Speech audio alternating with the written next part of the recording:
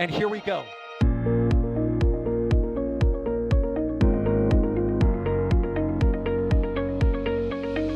have liftoff. Propulsion continues to be normal. R68 chamber pressure looks good. Doubling up.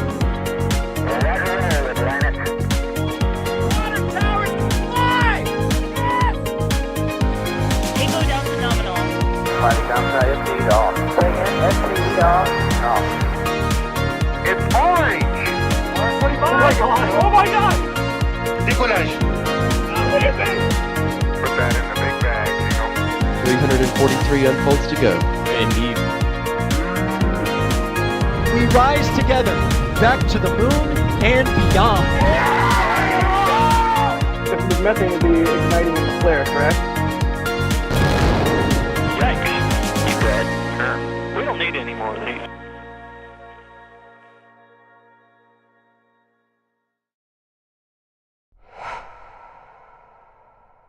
Hello and welcome to another Starlink launch out of Slick 40 at Cape Canaveral Space Force Station in Florida.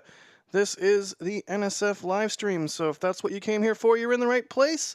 This is going to be Starlink 6-53, which will be launching 23 Starlink V2 mini satellites into orbit. So there you have it. That is the state of play. I'm Jack Beyer for NSF, and I will be hosting tonight's broadcast, but do not fret. I am also joined by our ever-competent cohort of co-hosts, starting off with Mr. Alex Alcantara Romero. Alex, how did I do? You're improving. Excellent. How are you doing tonight? I'm doing well. I was actually before on Raptor Side Chat and, just more talking here with Falcon 9. Excellent. Another Falcon 9. Yet another Starlink and another Falcon 9. Also joining us for commentary today is the incorrigible Max Evans out in the field. Max, do we have you? I sure hope so, Jack, and good afternoon, everybody, and welcome to a beautiful afternoon at the Kennedy Space Center over towards the Cape Canaveral Space Force Station for SpaceX's 10th launch of April. Excellent stuff. And also, I do believe we have Julia out in the field as well, though not on commentary, and Dee as well, also out in the field. So that is what's going on there. Hooray for the Cape team. And we also have Jay in the background operating the stream. So there you can see everybody's info pop up in the top right. But with that housekeeping out of the way, I do want to remind our viewers, if they have any questions about tonight's launch, at NASA Spaceflight in chat and type your question out, and we'll see it pop up in some nifty software we have running in the background. Cool. Alex, how about you give us a state of play and tell us about the Starlink mission, trajectory, etc. The usual thing, right? Well, the usual thing is that this is another Starlink launch, as usual as well. And so it's going to carry 23 Starlink V2 mini satellites into low Earth orbit. These are going to go to the usual same shell of Starlink Group 6, which is 43-degree inclination, which means the trajectory for this launch will be to the southeast, just like all of the other ones that we have seen so far. Good swoosh there. And there you can see that's the trajectory for today, southeast, landing on a drone ship, downrange. We're going to go through the booster and everything later with Max, I guess. And but that's sort of the very basics of today's mission. 23 Starlink V2 mini satellites, Group 6 shell, which is 43-degree inclination, and that means southeast trajectory. The number of satellites, again, 23, it's still the same. The trajectory, also the same. The thing that is sort of interesting, as Max was pointing out before, is that this is the 10th launch of the month, and we are on the 23rd of April, which means there's still plenty of time to do more. And right now, SpaceX has another 4 missions in the schedule for the rest of April, which is mind-blowing.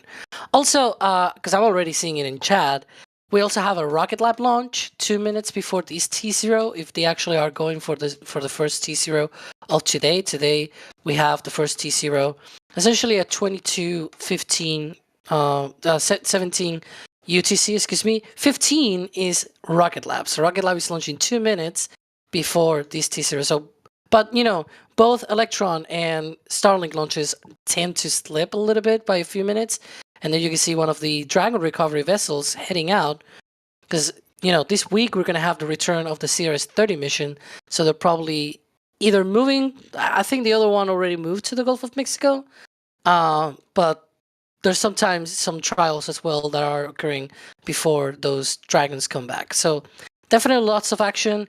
And just by the way, because I'm going to get ahead of things, I mentioned the 2 launches within 2 minutes. It is not the closest turnaround time or like the shortest time between any 2 launches in the world.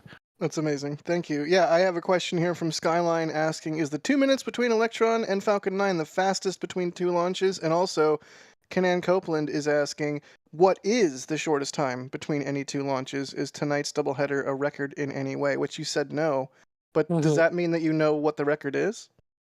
Yeah, I actually know at least 2 examples of times that are shorter between any 2 launches. And orbital launches, like it, so orbital launches, it will be a little bit of like cheating, right? Between any 2 orbital launches, it is under 1 minute between the launch of, I'm having it right now here in front of me, Discoverer 14 and Courier 1A. Both of them happen from Thor rockets, one from Vandenberg and one from the Cape. And the time for the second one is not known exactly, but it's essentially within 1 minute. And then there's another one which was a lot more recent between GCOM, I think it was the name. It was essentially an H-2A rocket, GCOM-C and Iridium 4. So that was in 2017 between an H-2A rocket from Japan and a Falcon 9 rocket from Vandenberg. They were just off by 72 seconds. And I remember watching that because I had 2 screens watching the H-2A rocket lifting off first while the other the Falcon 9 was entering startup and everything and was launching from Vandenberg. I remember that. It was so cool. And that was 72 seconds. This one will be, if both happen at the current times that they are scheduled to launch, that will be 120 seconds. So it will not be any sort of record. By the way, the 2 Thor launches, the second one was unsuccessful. That was a failed launch. So the H-2A and the Falcon 9 launch, those are the shortest time essentially between any 2 successful launches in the world in orbital. And yeah, a lot of things that you can get there. I somehow knew that you would know the answer. Thanks, Alex. Because I prepared ahead of time. Of course. Nice. I looked it up. That's why we love you. Max, how you doing, buddy? How you doing, guy? Great, Jack. That's it? Yeah, it's nice seeing you back on for a Starlink stream. It's been a while. It's been a while. It's been like a week. But I think a week. I must have just not been on stream for that one. I guess I don't know. You were not. I distinctly recall that you were not. It was Julia that was on. Oh, that's right. Actually, I was pretty upset about not being on stream for that one when you were hosting. I was visibly upset for that one. Look at that, Max. You tried to throw shade. How'd that go? Did it go good? It landed about as well as booster 1069 on its very first flight. Nice. Well, what I wanted to ask you about, good buddy, that I'm absolutely friends with, what's the conditions like out of the Cape? Give us a sit rep. Weather conditions are looking great today. We do have some cloud cover overhead, both at mid and high altitudes, which honestly they're pretty, but they shouldn't be too much of a factor in terms of liftoff factors or restrictions, I guess you could say, for today. But there's also a breeze coming out of the northeast today, but also very calm. I think the weather forecast for today was over 95% favorability for the opening of the launch window, which is really good. Almost about as good as you can get in terms of a weather forecast here. So, but honestly, before that, I don't think we've actually mentioned the booster that was flying today. Can we talk about that? I left that to you, Max. Go ahead.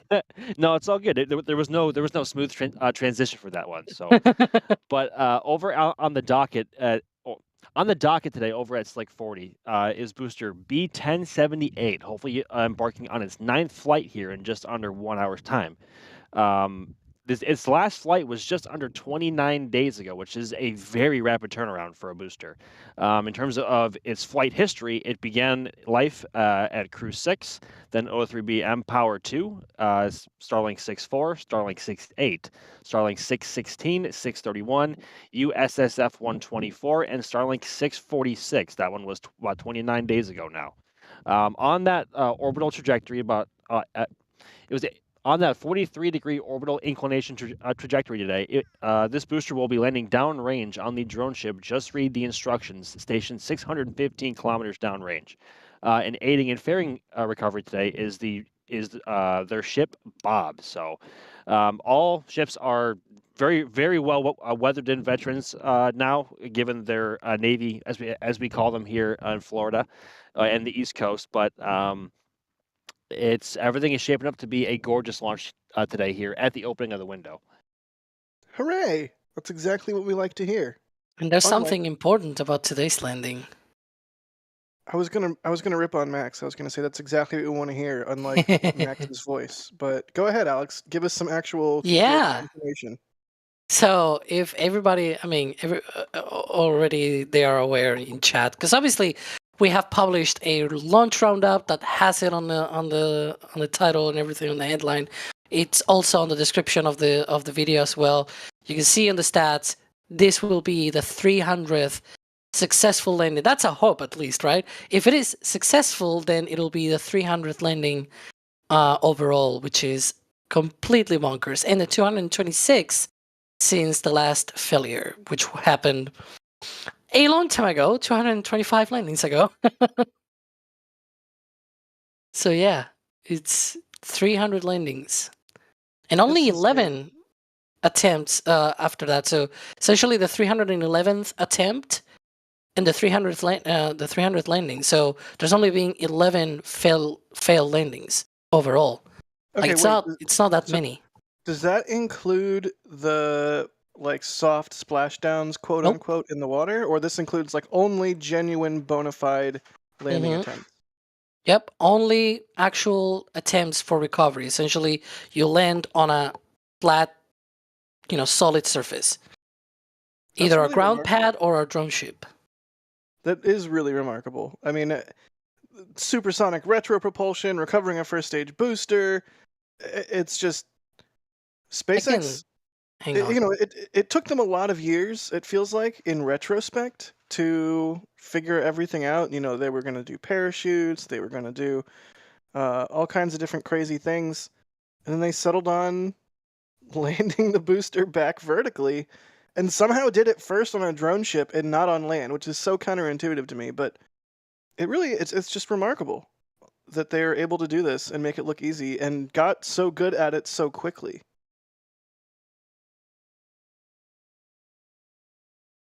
You'll love to see it. Really quickly, I do want to thank Boomers for becoming a PadRat member. Wilbo Tiberius Baggins, hey buddy, good to see you in chat. Thank you for the super chat. They say, hello all, not well but here. Oh no, Wilbo, what's wrong? Buddy, my DMs are always open. I hope everything's okay.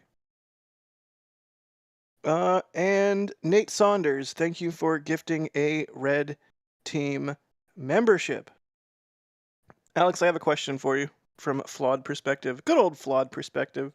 I have another thing for you as well, but go ahead.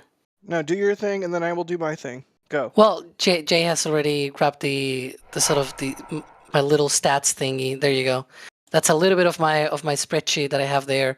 You can see that I was not lying about this. So you have ground pad and drone ship, and then total. Those are solid surface stuff, and then I have consecutive, and then splashdowns for Falcon, because then I have also Starship, and I don't count the splashdowns of Starship, and then expanded for Falcon as well, Falcon 1 and Falcon 9, and Falcon Heavy. So you can see all of the numbers for everything. If today's mission actually is successful, it has a successful landing, then it'll be the 300th total, 226 consecutive, essentially adding one, and then the attempts will be 311th. So yeah. Can I just take a moment to A, appreciate your meticulous attention to detail in data, and B, 300 landings. I mean, when you say if the landing is successful, I understand that is how we phrase things in this industry. Like, yes, that's how you phrase it. It might not be successful, but that said, I think it's fair to say that we would all be completely shocked if it is not successful. Is that a fair assessment, Max?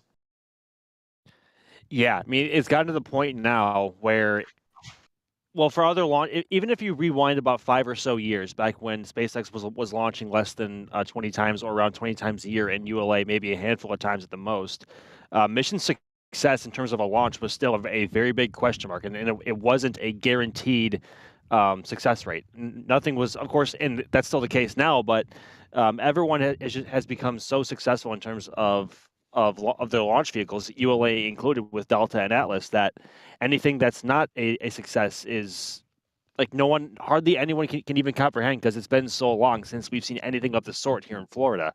And if you rewind to that last landing failure they had on the drone ship, I think their launch cadence for 2021 was, I think it was in the lower mid 30s, and they've well eclipsed that, and we're just out of Q1 of 2024.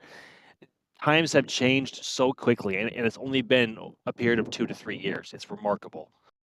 They don't have as many seagulls nowadays. That's why they don't lose the boosters.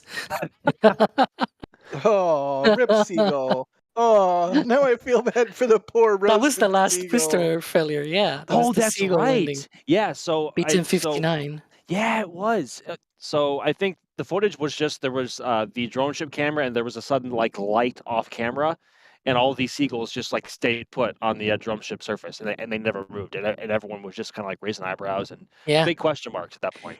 It was so long ago that it was in Of Course I Still Love You, when it was still Oh on the man. East Coast.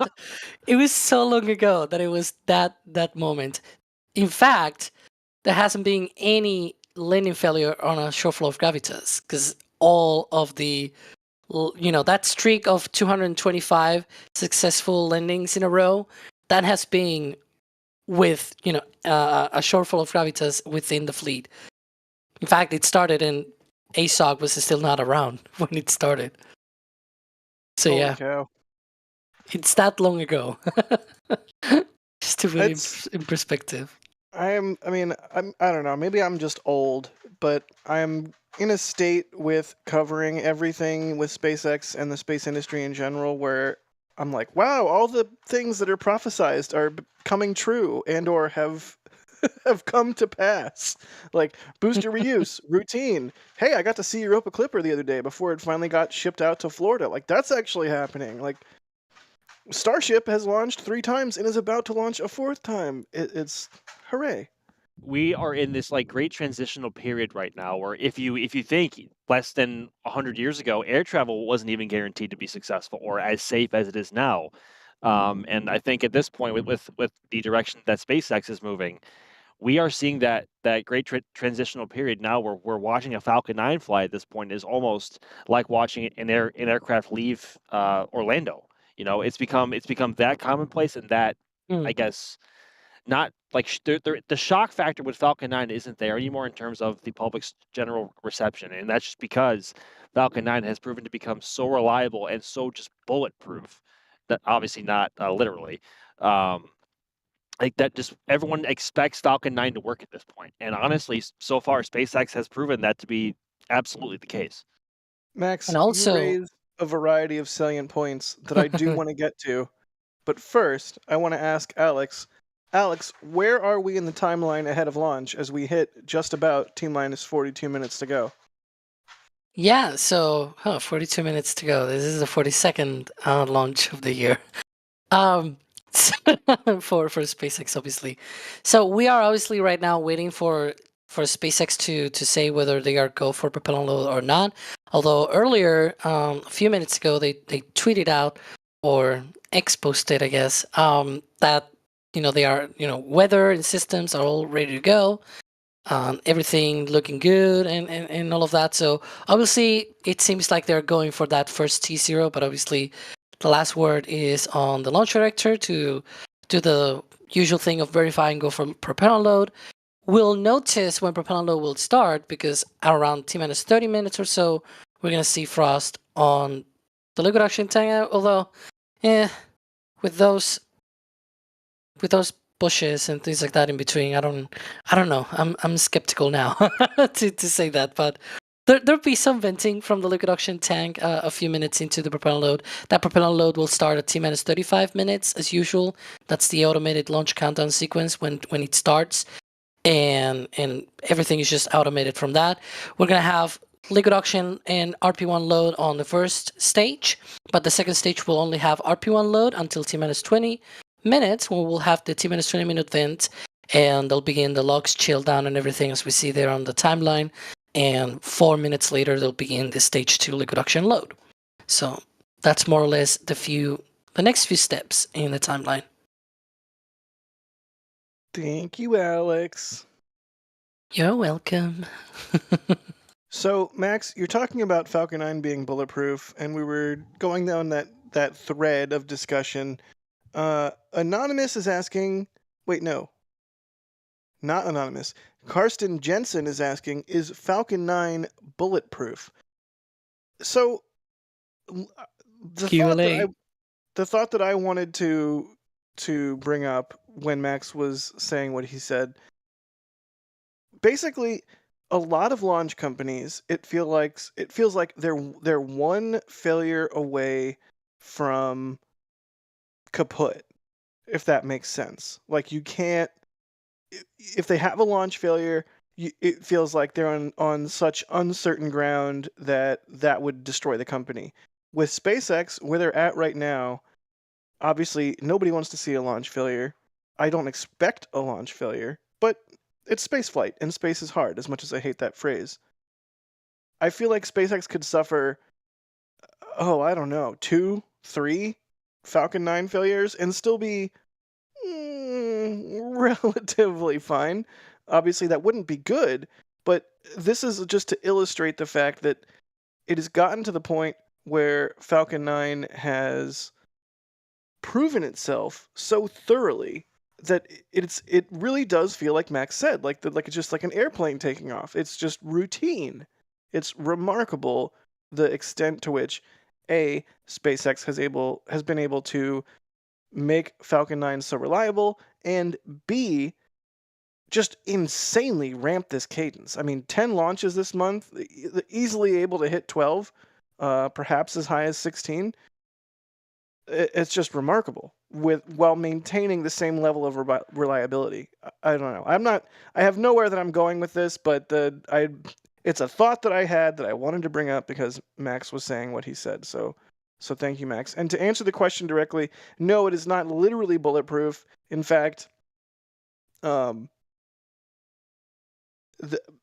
Falcon 9s that did not land properly may or may not have been floating and then sunk through the utilization of firearms, is what I will say. No comments? All right. Well, I was only gonna make one comment about the landing stuff, which we were talking about the consecutive landings and things like that. You know, the only reason why I started doing that, and I started like in 2018 doing that, it was because back in the day, Elon and essentially any SpaceX official, they were saying, oh yeah, we'll probably have like 30% failure rate or something on the landings. And it turns out that in 2017, they had no failed landings. And that clicked, like something clicked in my brain that went like, they had no failures in 2017 to land any boosters. This was like the second year of them landing boosters. No failures in any of the landings. And I was like, maybe I should start tracking how many landings in a row they have accomplished until the next failure.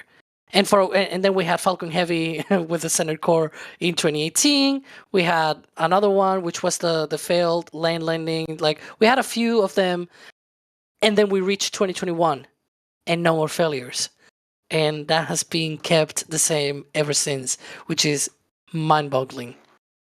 Like it's become so routine now, hardly anyone gives it a second thought. But to put it visually, or to give any kind of scale, landing a Falcon 9 booster on a drone ship, I think, is roughly equivalent to literally throwing a pencil over the Empire State Building and trying to land it on on a shoebox. I think that's the best way to try and visualize that. That's the actual scale that is being dealt with here, and they have managed to routinely place that booster so specific at a point so specific in both the Atlantic and the Pacific Oceans on drone ships that are not that big by Right. scale to everything else around them. It's become like that's just, it robs any kind of other words that I want to say, just because that's so raw. Like that's Yeah. amazing. Yeah, Max, I don't know. That is an amazing analogy. I appreciate it like so much. I often say landing a booster on a drone ship out at sea is like hitting a postage stamp sized target, but shoebox is way better, especially when you have the additional visualization aids such as a pencil and the Empire State Building. It's really remarkable what SpaceX has been able to do, and really remarkable as a result what they've been able to do with Starlink. So. We do have a viewer question here asking if my iPad will cooperate, which it rarely deems it willing. It's well, okay. Where did that question go? Here we go. Barry A is asking, how many of your viewers are watching right now via Starlink, do you think? I think it's a non-zero number. In fact, I am constantly astonished by the number of Starlink terminals I see in the wild. And that's not only because I spend a lot of time here in Starbase. Like, Starlink has become ubiquitous on an extremely accelerated pace versus what I expected. And it just goes to show that people need this sort of connectivity, and that SpaceX is providing a valuable service. And the only way that they get to a position where they can launch thousands upon thousands of satellites and provide this service is through reuse of Falcon 9. So it all sort of ties in. And I'm seeing a tweet right now from SpaceX. I don't know if we can get that on stream. It literally just happened, but SpaceX says that fueling is underway for tonight's launch, which is exactly what we want to see at about this time in the timeline, right, Alex? Yeah, and I guess it's fueling and also oxidizing. There's a thing. There's a common joke, I guess. At least because we have a for writing articles, we have the rule, so to speak, on our guide to write and everything. It should be propellant load and not fueling, because fueling it's loading the fuel. But the rocket has fuel and oxidizer. Oh man, you know what? I appreciate the style guide, and I will do my best to not disparage it. So That that's said, why that I was said- with the joke. that said, the tweet reads fine to me. It reads I know, fine. I know. I was just trying to be funny and picky and everything. You know me already. Alex, Caitlin is asking, how do they decide when to use a stubby nozzle or not? Well, it all comes down to the mission essentially, right? Because if you have the performance to be able to spare that, then you're able to use the stubby nozzle. For this one, we're not expecting like any Starlink mission in general. We're not expecting any stubby nozzle because it reduces the performance, which means fewer satellites can fit on Falcon 9 payload fairing, essentially because of the performance and everything, not because of the volume. But yeah, that means essentially Max is always more sad, I guess, because he likes the stubby nozzle, which is completely bonkers to me that someone even likes that thing. We haven't seen a stubby nozzle in a while, actually, come to think of it.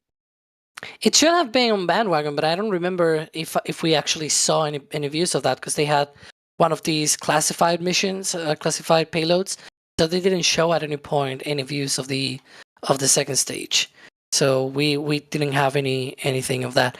But yeah, from the West Coast, they are more often launched from there because they, a lot of the launches from Vandenberg, unless they are Starlink missions, they are usually to better. low Earth orbit. Yeah, so what you're saying is they're better. Do you like the stubby nozzle? Oh, I'm wrong. See, They're worse. see. So I got you there. by my own definition, I think Jack just agreed. Well, actually, I agreed that the West Coast was the better coast because more stubby. Dang it! But yeah, they have a lot more quite the Leo role missions. reversal. I think the East Coast is better because of lack of stubby, and Max thinks the West Coast is better because of stubby.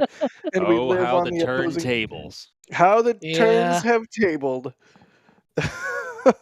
3, 2, 1, fight. Flawed Perspective Alex is asking, does it ever get boring? Do you ever get bored of rocket launches? I know I don't, but Flawed Perspective is don't. specifically asking you. I mean, it might get a little bit tiring when it's at 4 a.m. in the morning or something like that. It's like, another Starlink. Oh my gosh. But Oh I still gosh. don't miss them. Adrian has infected you. Why do you say 4 a.m. in the morning? You already said a.m. What is this, a Seinfeld episode? The problem is us Europeans, we don't use the whole AM and PM thing, which you guys use in America. So I'm used to say 4 in the morning, but I also am used now to say 4 a.m. because of American times, and so yeah, all right. I find it silly though. with your actual intelligent thought. Okay, but yeah, like if it's a 4 a.m. Starlink, it's like, I'll still watch it, like, and I may even commentate it because I've been on those occasions as well. But it does get tiring, not boring, but tiring to your body and to everything. I don't know. Like I really want to watch it, obviously, but it's like, oh my gosh, another launch. Right. And right now, I think we have 3 launches on the 28th, so that's gonna be funny. Dare I say, wee? Covey Com, thank you for becoming a Red Team member. Ninja Decimator, pew pew pew pew. Thank you for gifting 5 Red Team memberships. Max, can I get you to give us a good read of Ninja Decimator's name? Ninja Decimator. You didn't do any lasers. You got to do the lasers. I do. Yeah, you got to do the pew pew. Come on. Pew pew pew. Heck yeah! All right, quality. Thank you, Ninja Decimator. You can use the VAV squeal. And everyone tunes out. We're a serious news organization. Bloodhound09, thank you for the support. They say, just got my metal print of the last Delta 4 Heavy. Thanks. Thank you, Bloodhound.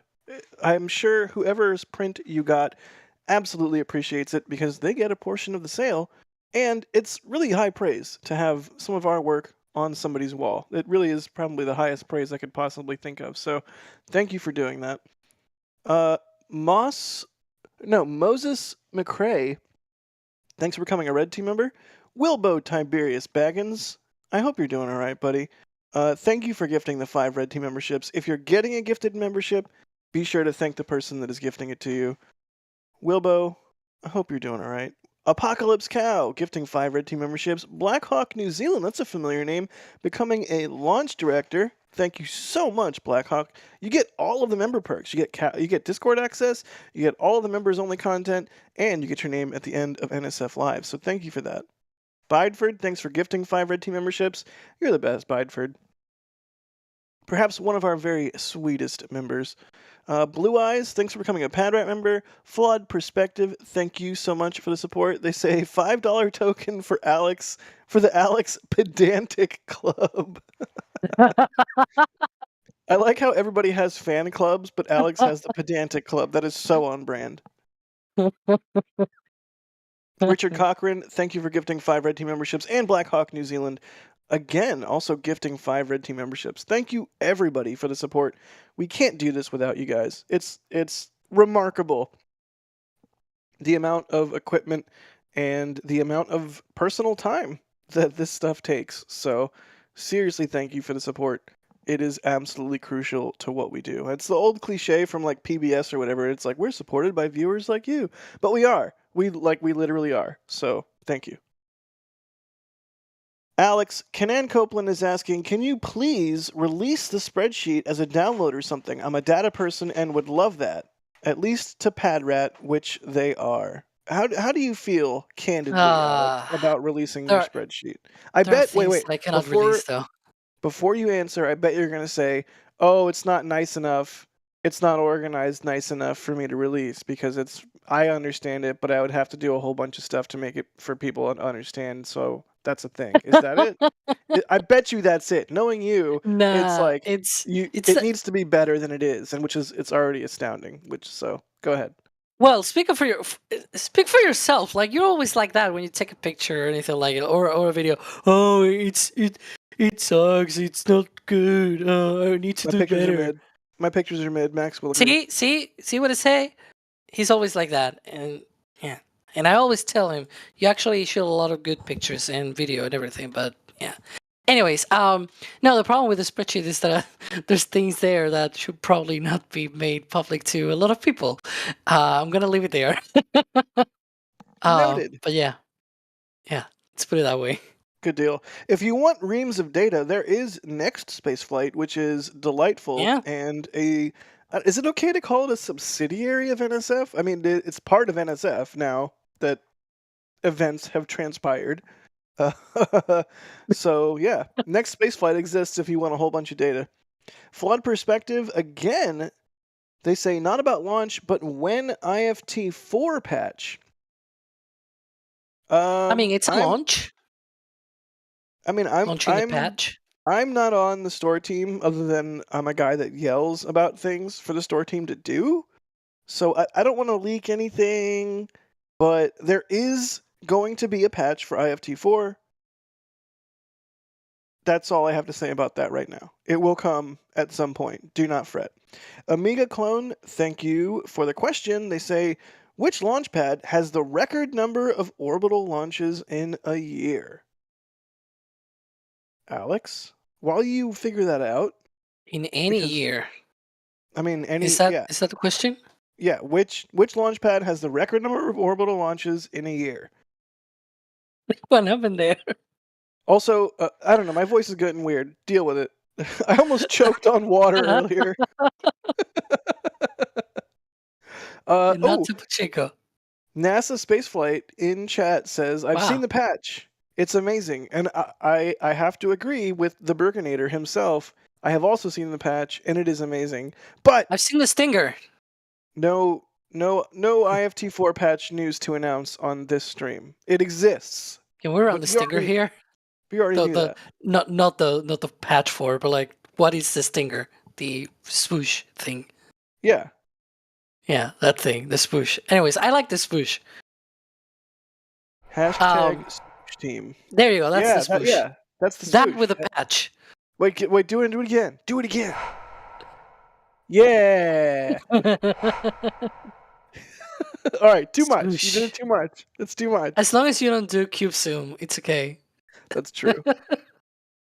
Mary Oldelf, thank you for gifting our Red Team membership. We appreciate it, and it doesn't have to be a monetary thing. Like if you don't want to or can't support us monetarily, do not fret. Like you might get gifted a membership, which is amazing. Which is why I love the membership gifting program. And you know what? You don't have to support us monetarily. You can hit the like button. You can tell your friends about us. You can just watch our streams like you are right now, and that is enough. It does not have to be a monetary transaction. I just like to make sure that everybody that does support us gets a shout out.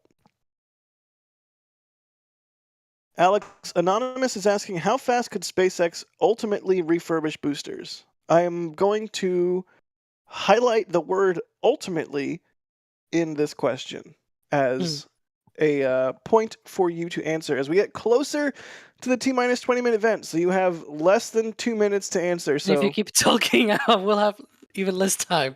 Yeah, so it depends what you mean refurbishment, right? Refurbishment itself, it's probably like a week or a week and a half right now for boosters. Just when you take into account this booster, for example, is 28 days. I was supposed to launch yesterday, so it was probably even essentially the turnaround time is just the time between launches. It landed on a drone ship, I think, on the last time that it launched. So that means it had, or was it? Yeah, it was a drone ship. So that means you have at least like week of preparations prior to launch, plus 4 or 5 days after recovery and things like that. So yeah, you're left with essentially 2 weeks. About 2/3 of that is probably the refurbishment time itself. So refurbishment is probably down to a week and a half or so. And when you take into account all of the movements and preparations and everything for all the other stuff, which means essentially that you could, in theory, if you had RTLS, for example, you could probably do a turnaround time of 1 week and a half, maybe. But yeah, that's how fast the refurbishment work. Though I don't know. I don't think we know what amount of work they actually do or how short it can become. It probably could be like a few days, maybe, if they got to it, but I don't know. And I still have 15 seconds left to keep blabbing and keep talking, because why not? Because Jack hasn't interrupted me yet, and the T-minus 20-minute event will happen, and there's some fight in the background, the back channel, to see how, who does the T-minus 20-minute event. But you know what? The T-minus 20-minute event should already be underway. I can't believe you're still talking. I can't believe you're still talking. I can do that. I write scripts that are 3,000 words long. I can fill words for a long time. So, Alex, I see the vehicle is venting, and it is T-minus 20 minutes. Please explain to us, what is this T-minus 20-minute vent? Oh, boy. Yeah, so this is the liquid oxygen chill down, obviously. Did I say oxygen? Yeah, I guess so. So yeah, they are starting to prepare for the load of liquid oxygen onto the second stage. The stage 2 RP1 load has already been completed. They're essentially chilling down those pipes that go to the liquid oxygen to the interfaces to the second stage to load liquid oxygen on the second stage. Because again, we talk about this every single stream, but it's always important to remember that, and it's also important to remember that for Starship as well, because we see the same thing for Starship. When you load cold stuff, you don't want things are essentially at ambient temperature to, damage, because you're essentially loading things are way colder than they are at ambient temperature, especially in Florida. They are a little bit more more hotter than usual. But yeah, that's sort of the whole thing. They condition those lines, they chill down those lines in order to be able to prepare for that liquid oxygen load on the second stage. So that's what we're seeing there. It is not from the vehicle itself, it's actually from the Stromback. So there you go. Good deal. Well, in summary of Alex's many paragraphs, this is exactly what we want to see as the clock ticks down closer to T0. T-minus 18 minutes and 30 seconds. So I'm just saying, looking good so far. Don't threaten me, because this week I am writing the Starbase update script. So just saying. Really? Yes. That's quite the blackmail there, Jack. Yeah. Right, Max? Like, this is the state of things. This is where we're at. We're gonna be threatening SBU script pain. All right. All right. Alex, I mean, you don't even know what kind of levers I could pull. Like, I know that you could pull the SBU lever. Brace for impact, good buddy. But do you have mute powers? Max! Gary Plyler, thank you for becoming a red team member. I am going to... Max! Why do you have to bring up the mute thing? It felt like great timing. I had to slip it in there. It was, and I'm mad at you for it. Speaking of, Kevin Harrington is asking, would a Jack and Max nerd fight be the undercard for a Neil deGrasse Tyson versus Charles Liu nerd fight? That's high praise. That is very high praise. But suffice to say, I will fight Max anytime, any day. Bring it, Max. Bring it onto the Best Coast, Jack. I'm waiting for you. Ew, why would I go to the East Coast? All it's got is crocodiles and swamp. Because we launch astronauts and fly way more than you guys do. I hate when you're right.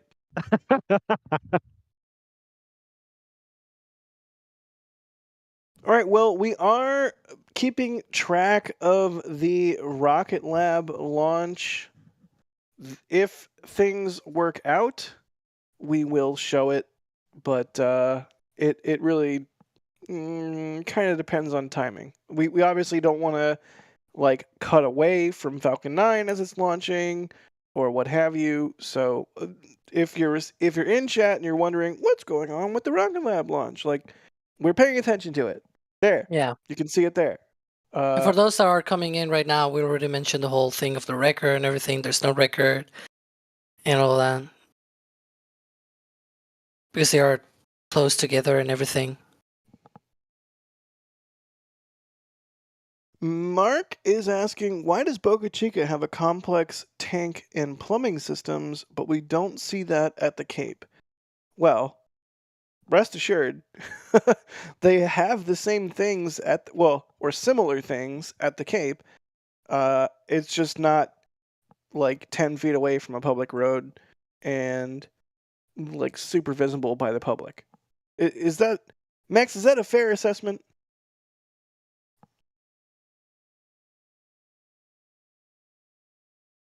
Is Max muted? Why, yes, Jack, I think that's a fair assessment. I'm Max. By I'm the not way, gonna lie, I was probably not so bad. having... West Coast, Best Coast. I'm Max. Okay, I'm not gonna lie, I was talking to D and I was completely zoned out for everything you just said. Would you mind repeating that?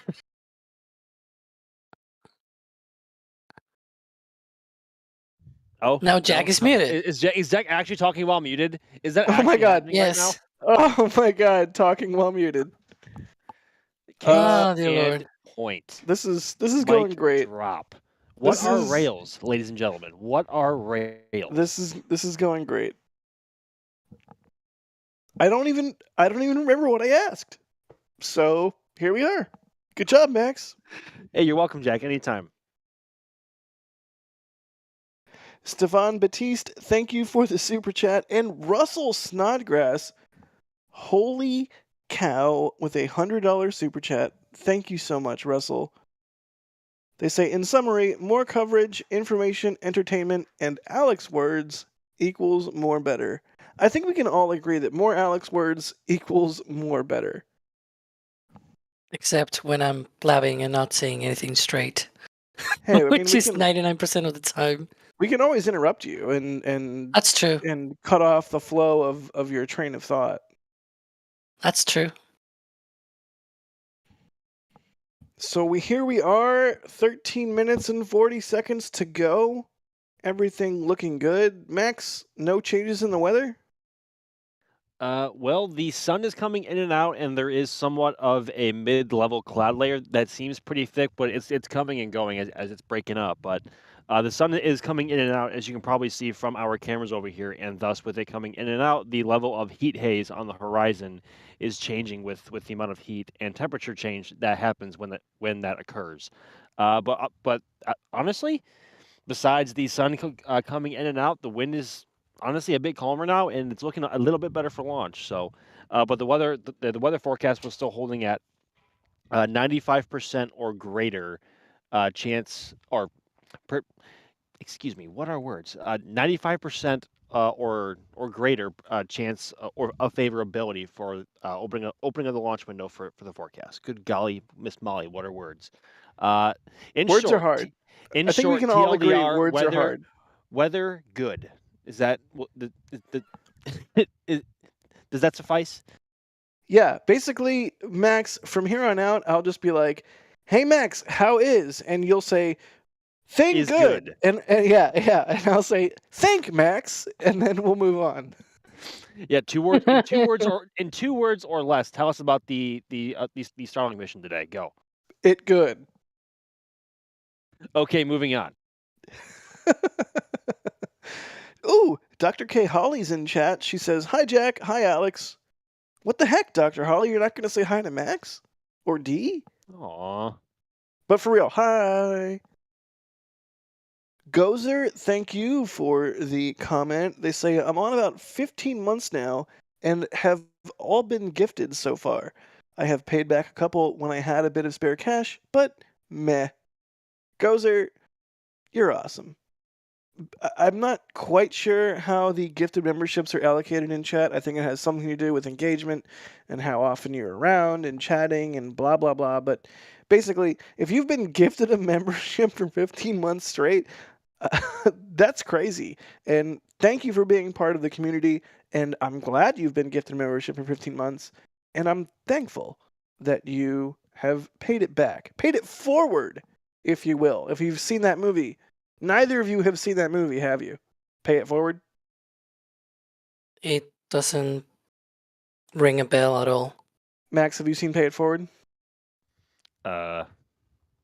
Max, have you seen Pay It Forward? Would you hate me if I said no? I already hate you. You don't have to worry about that. Oof. Ouch. Ouch. That one stung a little bit. It's got Haley Joel Osment, you know, the Who? little kid. The little kid. Oh, Sora, okay. Sorry, I just know it by Kingdom Hearts. That's fair. Kingdom But Hearts. yeah, that's the Rocket Lab update. They have entered a hole due to a ground systems issue. Just to keep everyone updated here. Although I've seen already Chad has already caught up with this. But yeah, Excellent. just to keep on track everything. We're gonna be covering it, but now we don't know when it's gonna be resuming the count, so we'll see. Well, covering it, as in, you know, if they did something, at least we'll obviously not be ignoring it. Right. Let's see. Hal 9000 is asking, any hints at the new name for NSF Live? Nope. Although, I mean, this isn't any news to you if you've seen the last NSF Live. My personal favorite is the Flame Trench, but no news to announce there.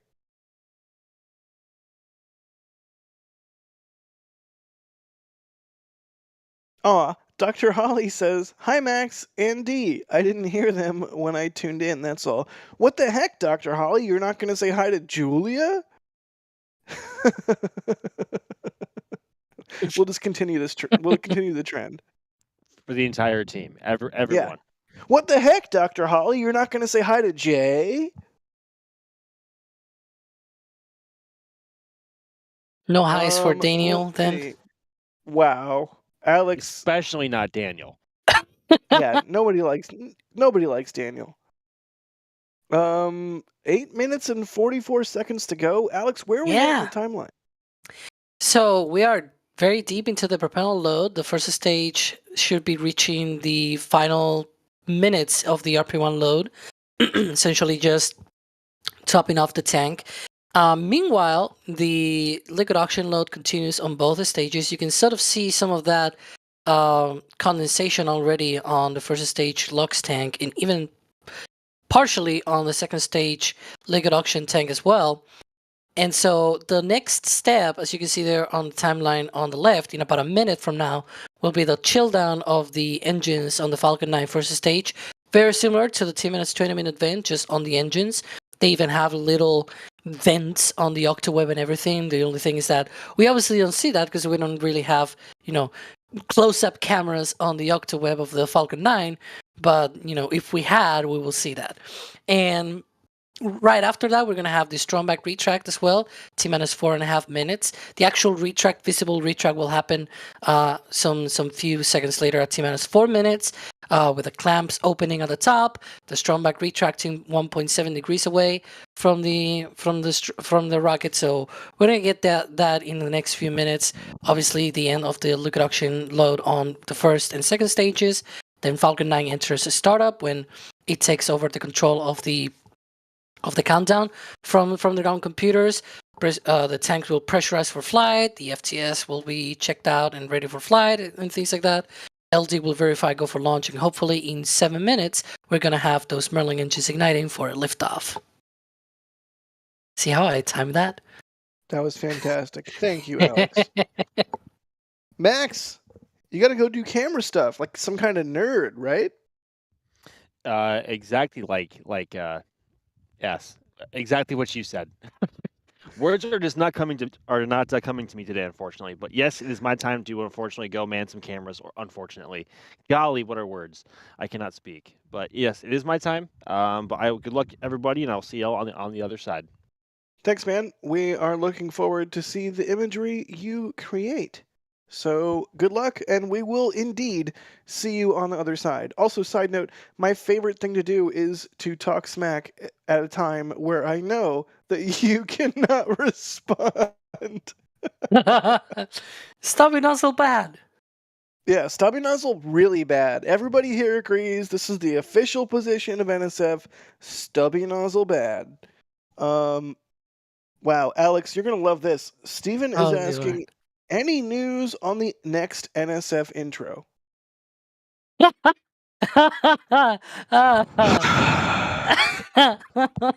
Really? Woo, look at that. Oh, hey, look at that. We don't have to talk about this question at all. Look at the helicopter go. That is one of they're actually doing the trials. I was talking about this recovery vessel for Dragons, but these trials, the helicopter thing, are for crew trials, which is interesting. But yeah, it took off from Megan, which is out there at sea, not very far offshore from the Cape. So yeah, we can see it from our Cape camps there. That helicopter sort of circling around Megan. It's again out there in the sea. But yeah, about the next intro. Well, that question is for Jack actually, but he threw it at me because I know he. No, we're looking at the helicopter. Look, it's the helicopter. Whee! Hopefully before the next launch of a Starship, we'll see. Here's the thing. Each version of the intro has to be better than the previous version. That adds complexity. The first version of the intro, remarkably easy to do. Making a version of the intro that's better in a substantial way than the current version of the intro is not easy. There is a new version coming. There's always a new version coming. Don't have anything to announce right now. Alex, Felix is asking, do we know if SpaceX still intends on building a vertical integration building at 39A for DoD payloads? If I'm not mistaken, they literally have to. It's just no sign of it yet, right? Well, yeah, but just like many of their sort of, I'll give you the example of the Intuitive Machines lunar landing, right? They had to fill that lander with liquid methane and liquid oxygen. They only built that when the mission was going to happen. So you can expect the same thing for things like vertical integration. They obviously have the designs. They obviously have all the plans in place, and they'll just gonna build it whenever they need it, not any earlier.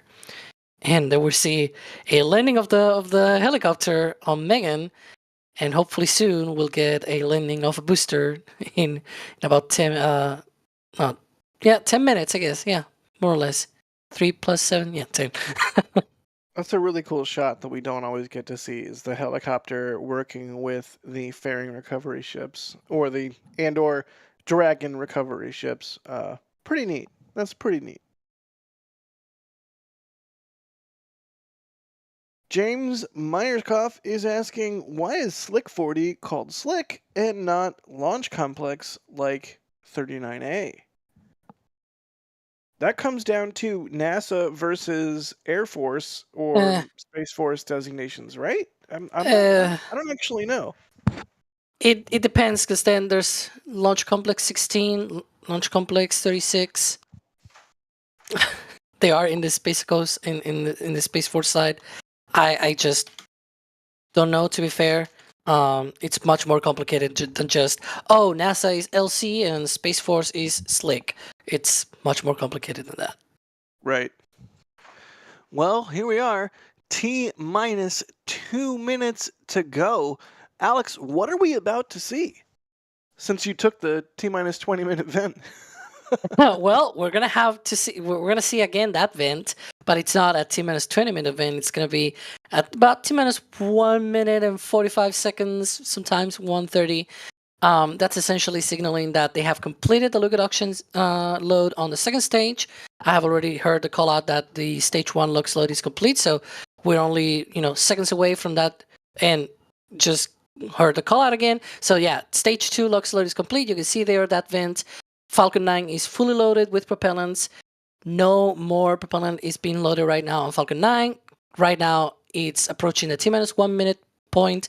That is when it enters the startup and essentially it takes over the control of that countdown over the ground control.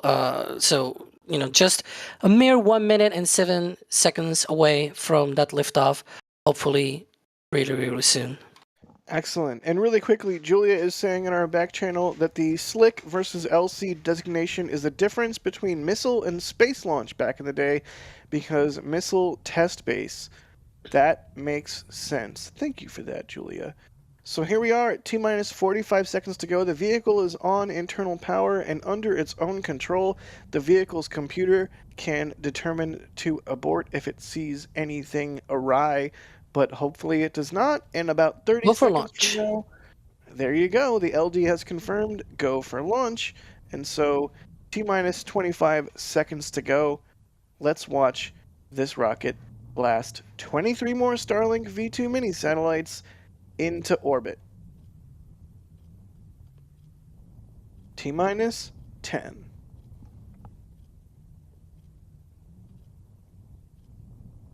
Watch out for the flash from ignition.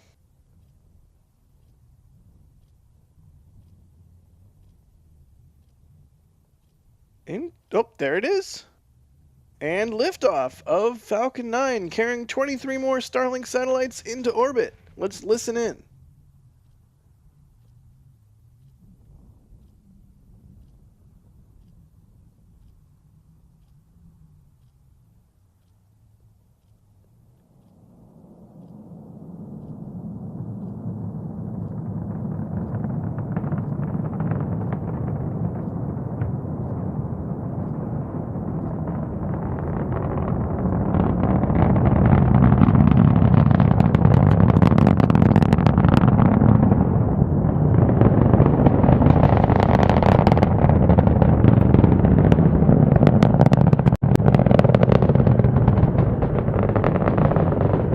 Fab squeal.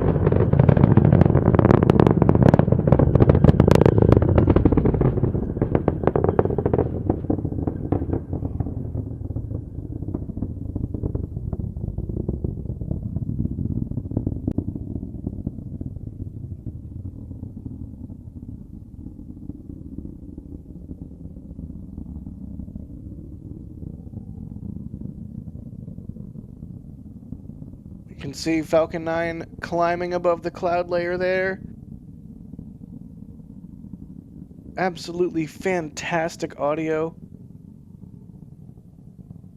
Look at that! That really lets you know how much mail Falcon 9 is hauling right now. Holy cow.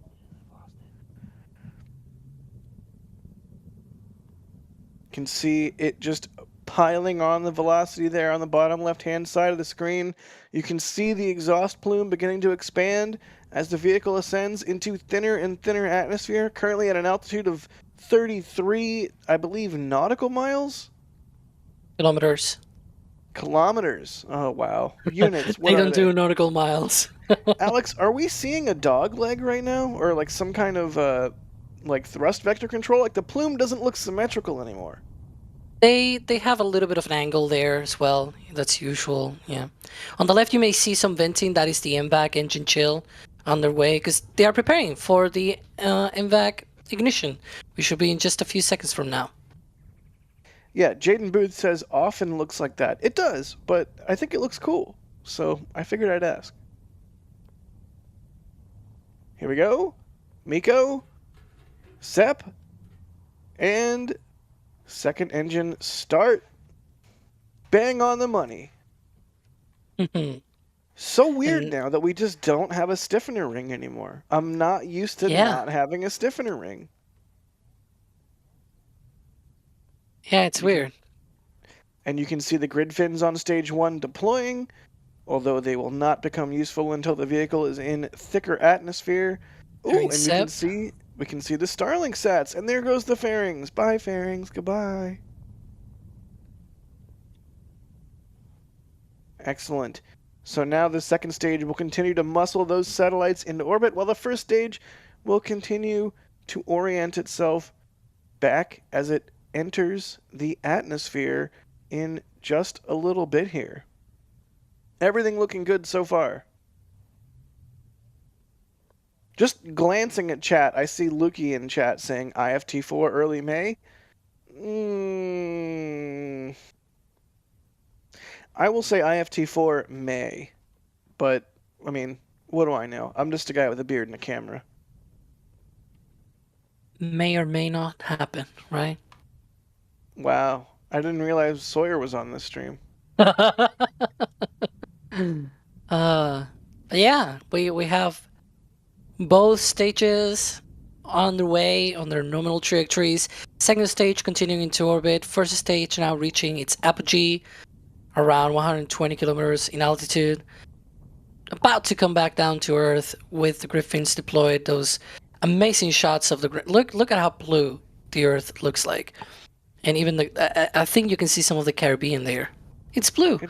It's such a beautiful, precious gem, and I wish more people Yeah. could see it from the perspective of orbit. I really feel like society would be much better off if more people could experience the majesty of our planet from orbit. It's just so beautiful. I'm seeing on our back channel that Rocket Lab is counting T-minus 11 minutes and 20 seconds. That was about a minute ago, so probably around 10 minutes. We'll keep our eye on that, so do not fret. But in the meantime, we're coming up on entry burn for the first stage so that you can see the vehicle fighting fire with fire. Oh, see, you say Sawyer is not here, but you just stolen his pin. I've been saying that for years, Alex. What do you want me to do? Not say the things I say? Okay, I'm give the you a guy pass. that started the "Don't Steal My bit," and then you stole it. Like, what do you want from me, Alex? You stole it, no bit stealing, bit. Come along now, children. Hey, Max is back. There we Max, go. We have you. inject some sanity into our discussion. How was that launch? Unlikely that I will be able to inject any kind of sanity, but we are coming up on re-entry burn here. Oh, and my mic is still hot. I can hear it echoing. Jay, if we can get on that real quick. But launch itself was absolutely gorgeous. Because of the way the air is right now, that sound had a lot of punch to it. Getting to where Nice. we were. There's entry burn. gorgeous as Sorry always. to interrupt you, but You're we good. just got We can see it. entry burn is happening right now. It's really hard to talk, Max, while you can hear yourself talking, isn't it?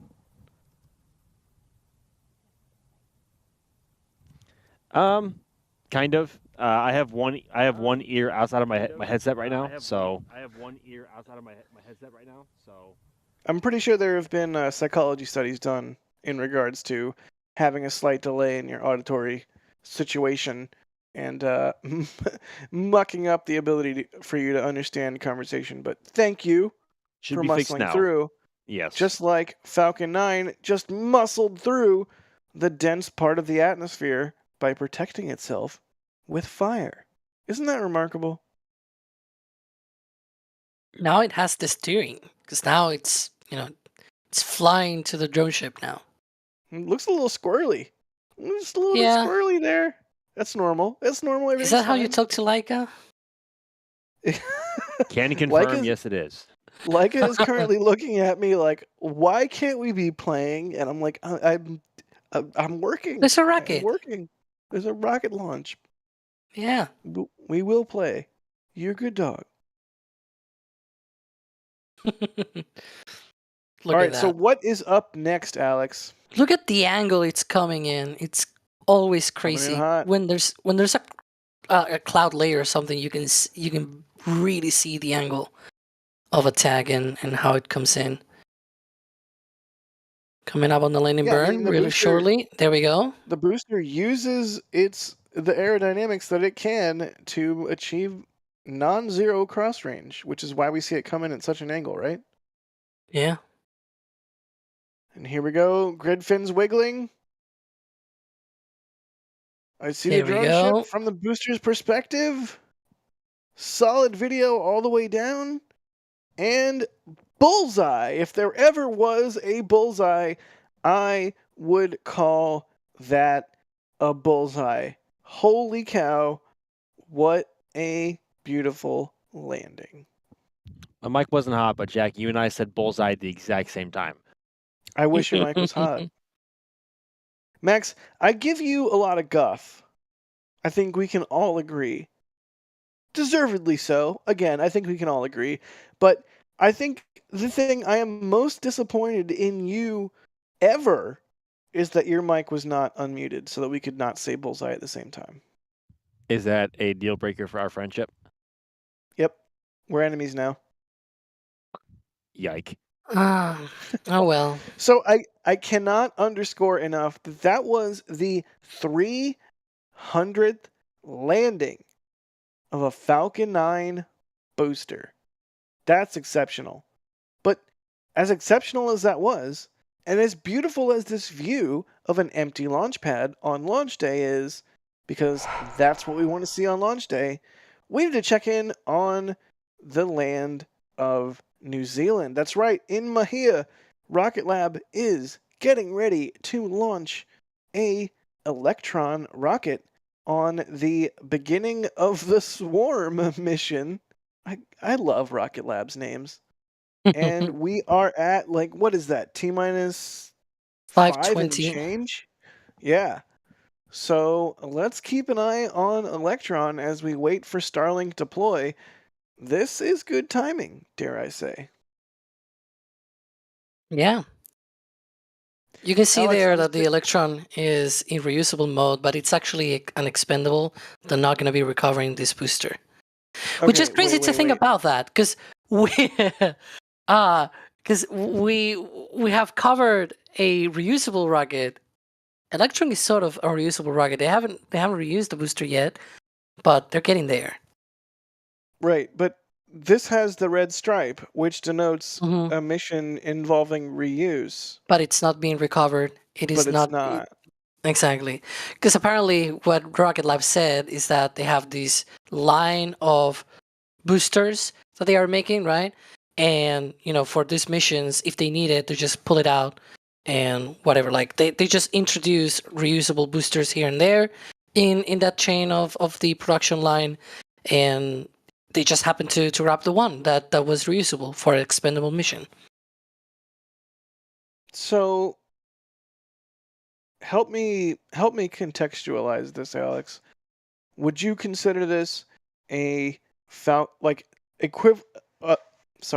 a Rocket Lab equivalent to a Falcon 9 Block 5 that is being expended, or would you consider this equivalent to a pre-Block 5 Falcon 9 that could in theory be reusable but is being expended, and yet that is partly because it is not as reusable as Block 5. Does that make any sense, or am I just rambling?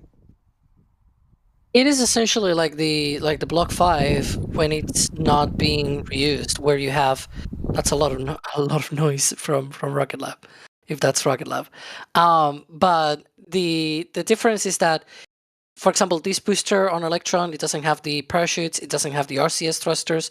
So the same thing with a Falcon 9, that it's being expended on purpose, where you have no landing legs, you don't have RCS thrusters, you don't have grid fins or anything like it. You just don't have the recovery hardware, even though it was built with recovery in mind and things like that. But you just don't build, you don't put on all of the recovery stuff on it. Got it. Thank you. That's extremely helpful in helping me determine exactly what we are hopefully about to launch in like 2 minutes. Really quickly, Thomas Cosgrove, thank you for the support. Kryptonite Gaming, thank you for becoming a Red Team member. Wilbo Tiberius Baggins says, great movie, Jack. I believe they're talking about Pay It Forward, which is, in fact, a great movie and you should watch it.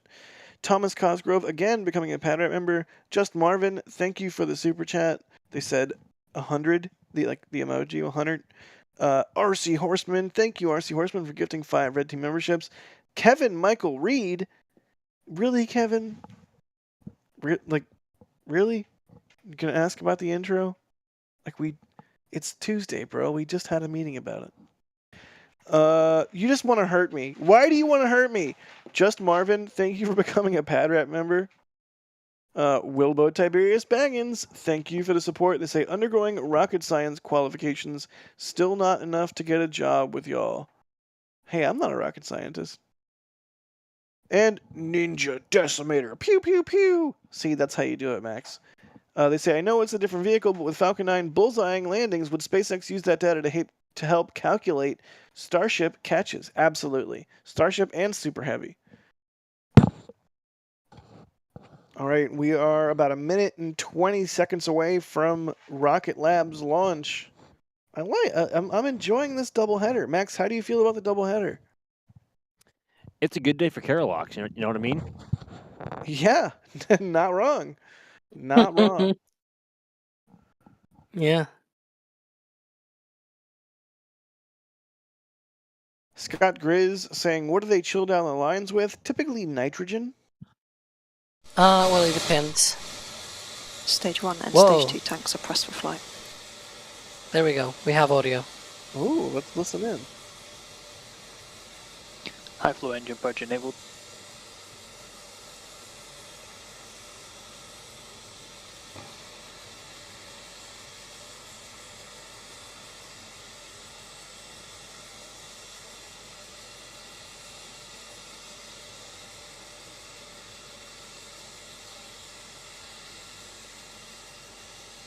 Yeah, T-minus and 20 seconds and counting.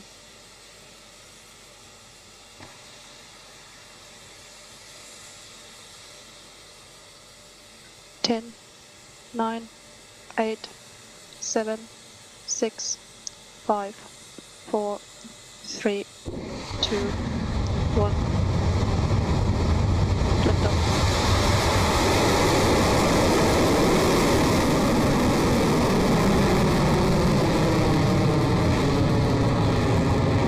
Vehicles clear the flight, safety launch pad. Beginning pitch over.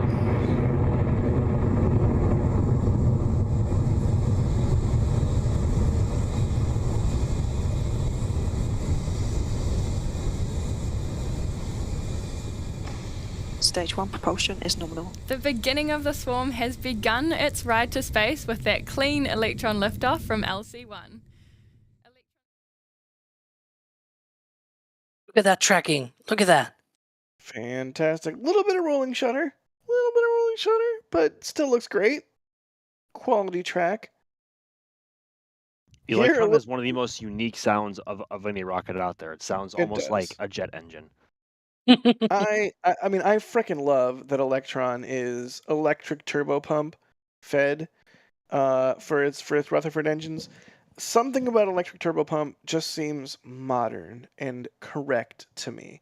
I know there's many ways to skin a cat when it comes to designing a rocket engine. I mean, that's engineering, right? But an electric turbo pump, like, we're at a point where things like drones are enabled by brushless electric motors. And hey, guess what?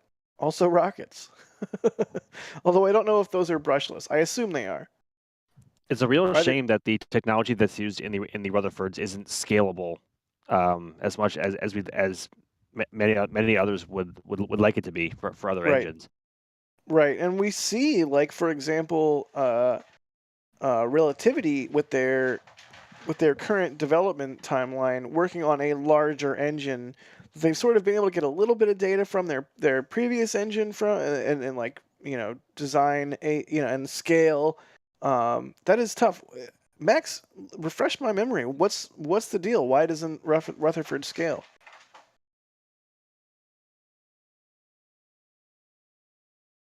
I think it just has a lot to do with, I don't know the exact technicalities of it, so forgive me for not being extremely technical about it, but it has a lot to do with just the electric motors being as powerful as they are, and power not being.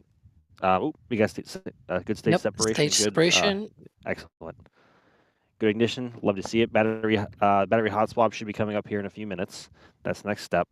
But essentially, the electric motor technology used in the Rutherfords is not scalable in terms of scaling up, and it has a lot to do with, I think, which is the battery technology and also the motor technology that's used that's used to actually spin up the pumps. So yeah, that makes sense. Like I imagine as the battery itself, well, first off, as the motor itself gets bigger to facilitate the movement of much more. There's fairing sep, good fairing sep.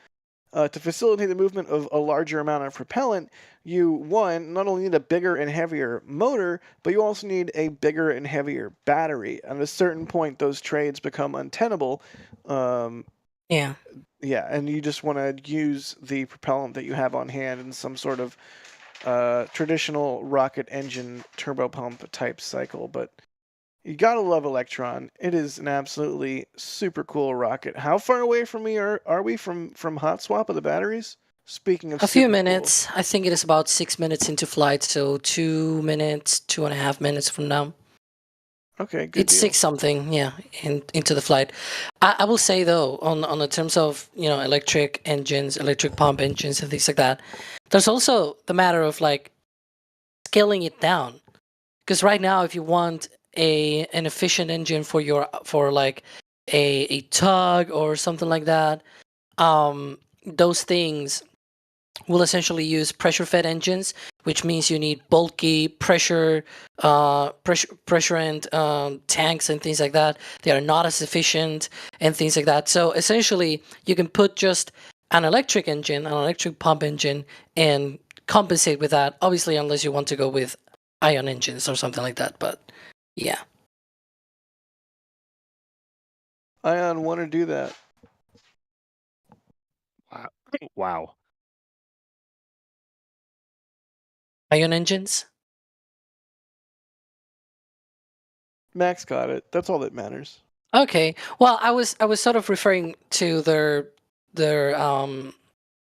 technology with Photon that they have now, where they use electric pump engines instead of pressure fed, precisely because it's much. Well, not Photon now. Now it's called Lightning, or they have multiple different names and everything. But you know what I mean. Because you are not burning for like minutes at a time. You're usually doing like a short burn every now and then, and it's much more efficient. So overall, even though you're carrying batteries, but you already have to carry batteries for a satellite, right? Because you're using a payload, you're using antennas or whatnot. You have to power those. So obviously, it makes sense to use the same batteries. And you also have solar panels, so those batteries are being recharged. It's not like this right now. We're going to see that hot swap on the second stage of Electron. You don't need to just essentially jettison them, because you are going to need them anyways. So it's a very smart thing to do. To, instead of having pressure fed engines, to have those type of engines, these electric pump engines on satellites or tugs or things like that, where it makes a lot more sense. It's more efficient. But yeah, we should be coming up on that battery jettison in just about 13 seconds from now. I think it's 6:26 or thereabouts. It's going to be this large silver thing you see in the top right of the screen. It's going to go wee, and yep, there it goes. 23. Okay. You. There you go. Perfect timing. Fantastic. Looks like a good hot swap. Yeah, and there.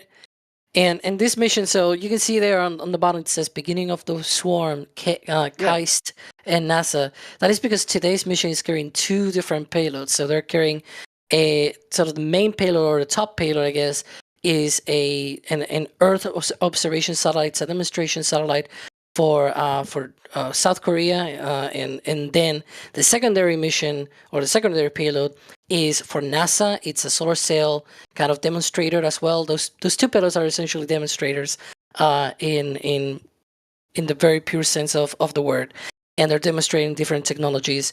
But the NASA solar sail, they're essentially jettisoning, they're deploying it at a higher altitude. So I was talking about the photon and everything, how they have all of these thing. Today's kick stage, which, you know, that's essentially what they base their photon off.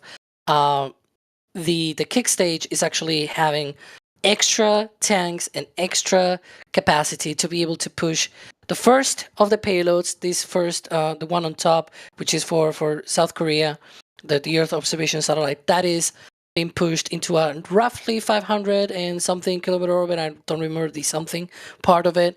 And then the kick stage, that kick stage will throw it the NASA payload, the solar sail, up to over 1,000 kilometers. Because when you have a solar sail, you have a big area and everything. You don't want it to be low in orbit, because then you have the atmosphere exerting pressure on it. You just want a very clean sort of, you know, thrust just from pure solar pressure, solar radiation pressure, and so you put it higher up in order to not have that drag from the atmosphere. But yeah, we should be coming up very shortly here on shutdown of the second stage. Just a few more, I think it's 30 seconds more, if I'm not mistaken, and then the kick stage will separate and release all of, not the payloads right now. The kick stage will have to do a few more burns, but it'll be released along with the payloads as well from the second stage. Excellent. Just moments away from that.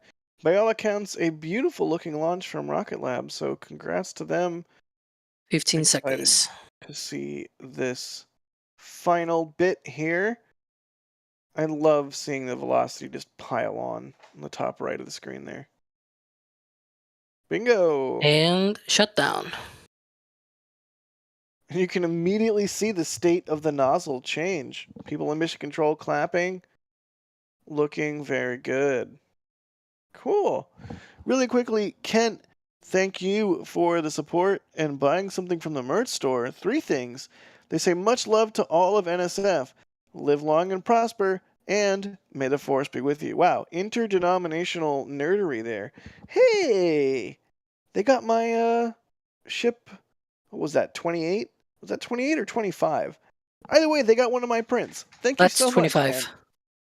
I appreciate that so much, because I get a portion of the proceeds of that sale, and a whole bunch of money goes into this stuff and all the gear that it takes to capture this stuff. So thank you. What else did they get? Really quickly. Oh, they got the sunrise over the launch pad print. I'm not sure whose that was. Was that Sean's? And they also got, nice, the Up It Goes print. Fantastic. Seriously, thank you on behalf of each of the photographers. Oh, well, we have some breaking news. We have breaking news from Starbase. There are new road closures in effect. That is excellent news, because the ones at the bottom.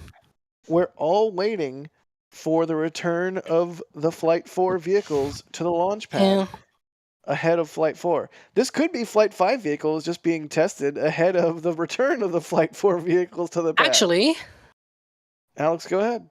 Haha. See, because here's the thing. The transport closure is actually 2.5 hours out of the 3 hours. When they roll out to the launch site is 1 hour.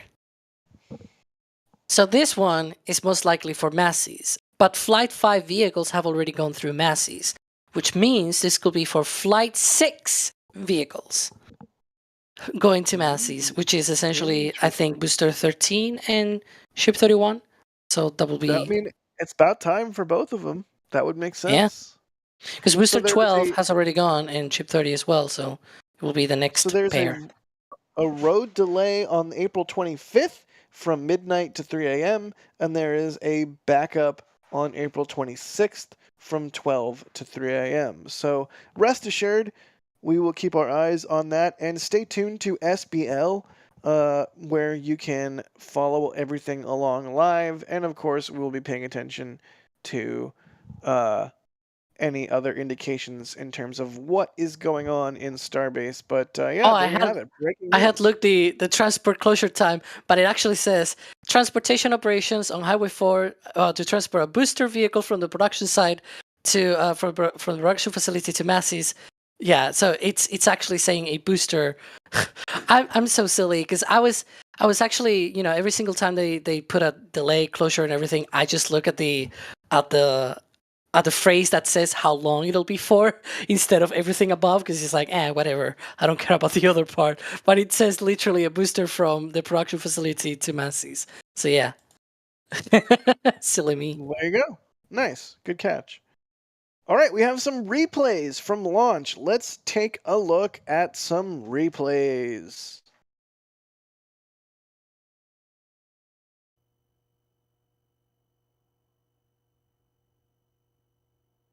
This is from the hut, right? That Yep, looks like it. this is one of our wide cameras stationed on top of the hut at the Kennedy Space Center press site. Yeah, I can even see the other camera on the other side. Oh, we have audio. I think that's audio. Yes, it is.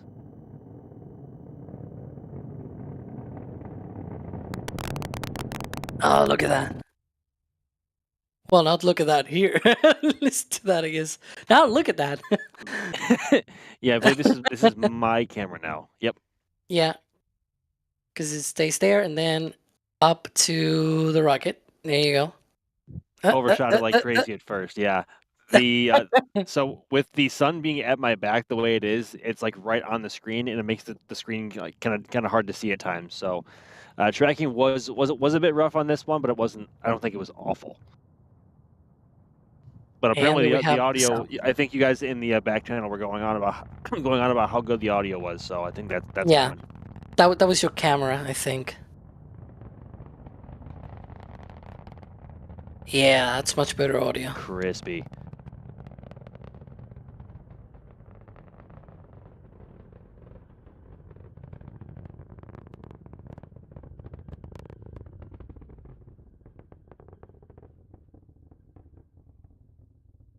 Looks like it may have just passed into the transonic region right as it went into the cloud layer there, unless I'm seeing things.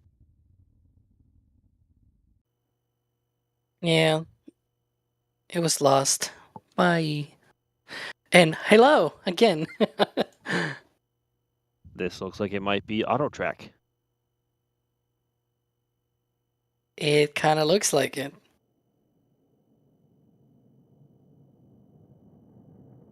That's a really good track so far. Really good.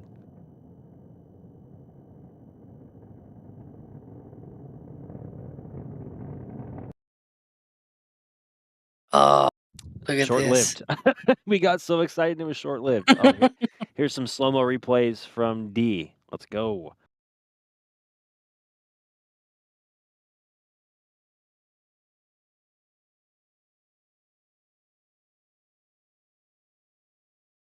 So slow. Man, Falcon 9 is so slow off the pad. This is unreal. Yeah. I think this one does not have any audio, obviously.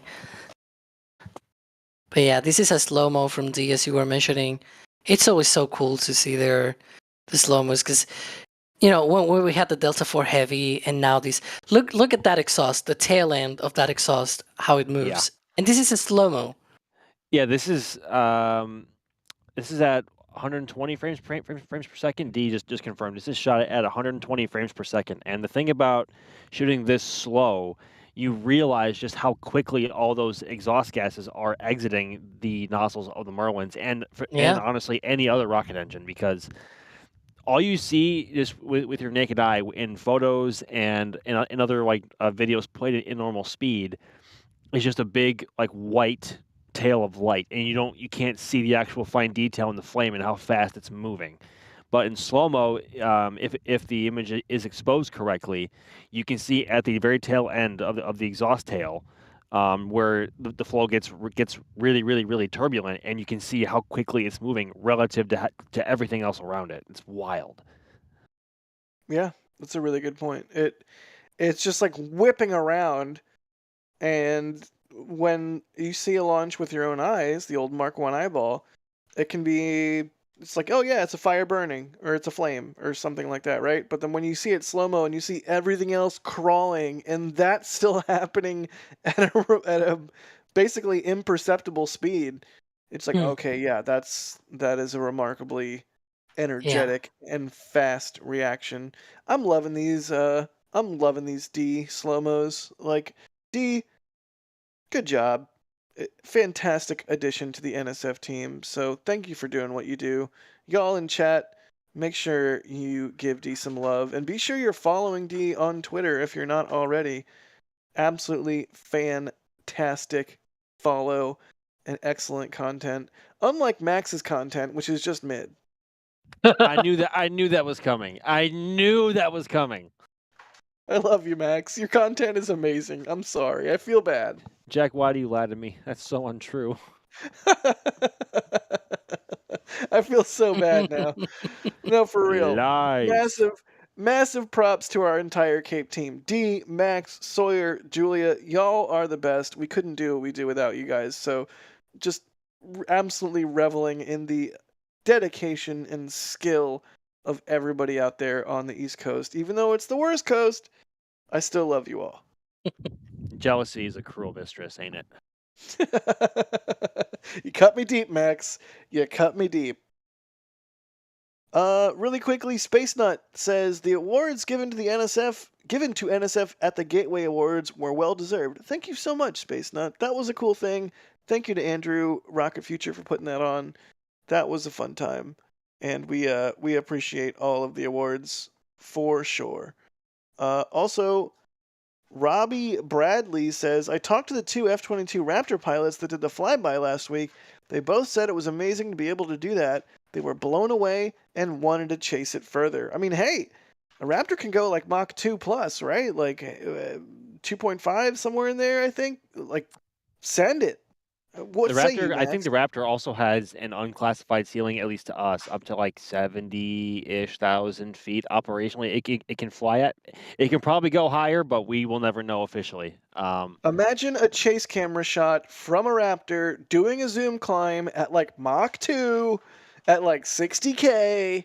Like it'd be like seeing a chase video from an X-15. That would be amazing. Wait. What about a tracking camera from another Falcon 9 launching simultaneously? Sold. I'm sold. I'm sold. Who are you? How do I subscribe to your newsletter? I would like to.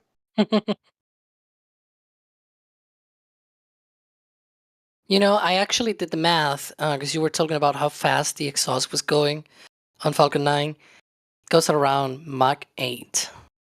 Holy cow. That's ridiculous. So that's Thank how you. fast it goes. Thank you for that, Alex. That's To of put course that you like did roughly into perspective, so for whenever we are graciously allowed to put cameras on launch pads, and it's like 40 in particular because we're so close. When anyone has a frame or a composition framed up like nice and tight on the tank structure to get a shot of the engine bells and the exhaust, you are typically shooting anywhere from like 1/5000th of a second down all the way up to 1/8000th of a second or higher, which is really fast. And you can actually still see some motion blur in some of the exhaust particulates going through. That's how fast it's moving. It's just mind-boggling. It really is just absolutely mind-boggling. Well, I think with that, we will wrap things up. Max, thank you so much for being on stream and from bringing us the views from the field. Hey, it's a pleasure as always, everybody, and thank you so much for tuning in. I apologize on the commentary front, as it was a bit of a rough one for me today. I just could not find the words, but it is an absolute what? It was. I couldn't speak it Max. multiple times. Max, Jack. I went full chaos mode on this one, okay? Like full chaos mode. But you could at least find words. It's fine. It's fine. It's fine. It's okay. But honestly, it is a pleasure as always. Getting to come out here with thee as often as we do is an enormous pleasure, and it's a fantastic opportunity from KAC and everyone else involved. So thank you very much, everybody. Any frickin' time, Max. Thank you so much. You're awesome. We love you. You can see Max's info there on the top right of the screen. Be sure to follow Max on Twitter if that is something that you do, because Max is amazing. Also, thank you to Dee and Julia, also out in the field today for today's launch. So thank you to them. You'll see their info pop up as well, and you should follow them as well on Twitter. Also on today's stream, we had Alex. Alex, thank you for being on, good buddy. It's always a pleasure, and see you next time. We'll have. Indeed. Can I say my usual bit of like what's coming up next, like really soon? You could have already said it by now if you hadn't. I asked know, if you could but say I it. haven't had the chance, so this is gonna be my chance. So from the West Coast, there's gonna be another Falcon 9 tomorrow, but then we'll have 3 launches, none other than 3, on the 28th. Well, one of them is gonna be the 27th, but it's okay. 28th UTC. One of them being Galileo from LC-39A. That's gonna be for ESA, for the European Space Agency. Most likely an expendable booster, sadly, and then we're gonna have more Vandenberg action for some reason. They're launching like, wow, that's impressive. Yes, I'm mocking them. And then we're gonna have another Starlink. The next launch out here from Slick 40, from the launch pad that we just covered, that was essentially 4 days from now. Yeah, for almost 5 days, yeah. Good deal. Well, thank you for that, Alex. Thank you to Jay for operating the stream in the background as well. Thanks, buddy. And, of course, I'm not going to say thank you to me, but of course, I'm Jack Beyer for NSF. Thank you all for watching today's stream/streams, because we had the double header. Either way, thank you so much. Keep your eyes on Starbase Live for developments in Starbase, or McGregor Live for developments with Raptor testing, or Space Coast Live for developments of everything going on out at the Cape and Kennedy Space Center. But with that, we will say see y'all nerds next time, and will in fact see y'all nerds next time. Bye! And here we go. We